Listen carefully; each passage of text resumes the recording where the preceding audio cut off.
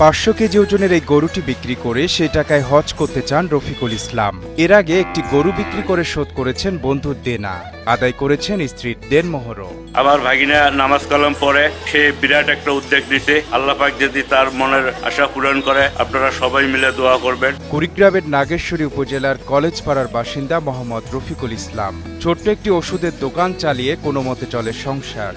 বছর কয়েক আগে এক প্রবাসী বন্ধুর কাছে ধার করে 1 লাখ টাকা নিয়ে একটি গাভী কেনেন তিনি। সেই গাভী যেন ভাগ্য খুলে দেয় রফিকুলের।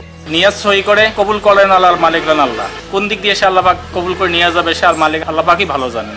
বছর খানেক পর একটি বাছুর প্রসব করে রফিকুলের গাভী। বাছুরটি বড় হলে সেটি বিক্রি করে শোধ করেন বন্ধুর ঋণ। একইভাবে পরের বছর শোধ করেন স্ত্রীর দেনমোহরের টাকা।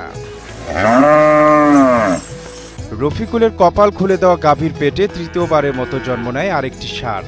এবার সেই ষাঁড় নতুন আশা জাগায় রফিকুলের মনে। বাছুরের মাথায় হাত রেখে সৃষ্টিকর্তার কাছে নিয়ত করেন, পেলে পুষে বড় হলে এটি বিক্রি করে সেই টাকায় যাবেন মক্কা মদিনা। আল্লাহর সন্তুষ্টির জন্য আদায় করতে চান পবিত্র হজ। বাছুরটা দেখে আমি এতটাই আবেগপ্রুত হয়ে যাই যে ওই মুহূর্তে আমি আল্লাহর কাছে নিয়ত করি, আল্লাহ আমার এই গরুটা বিক্রি করে যেন আমাকে হজ করার তৌফিক দান করে। সেই থেকে 3 বছর যাবৎ এই গরুটাকে লালন পালন করে আসিতেছি। এই গরুটাকে প্রাকৃতিক খাবার, খড়, ঘাস, ভুট্টা, বিভিন্ন প্রকার ডাল খাওয়াই লালন পালন করিতেছি।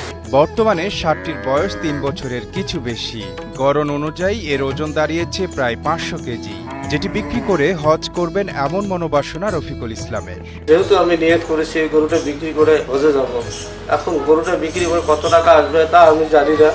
এখন বাকি টাকা বা কিভাবে কি হবে আমি তাও জানি না। আমি শুধু নিয়ত করেছি যে আল্লাহ আমাকে যেন এই গরুটা বিক্রি করে হজের তৌফিক দান করে। পবিত্র নিয়তকে প্রাধান্য দিয়ে পোষা ষাঁড়ের পিছনে সময় দিচ্ছেন পরম মমতায়। তার সঙ্গে যোগ দিয়েছেন মা, স্ত্রী ও ছোট 2 সন্তানও। আমার বাবা যে হজের নিয়ত করছে তার জন্য আমরা সবাই মিলে এই গরুটা লালন পালন করতেছি।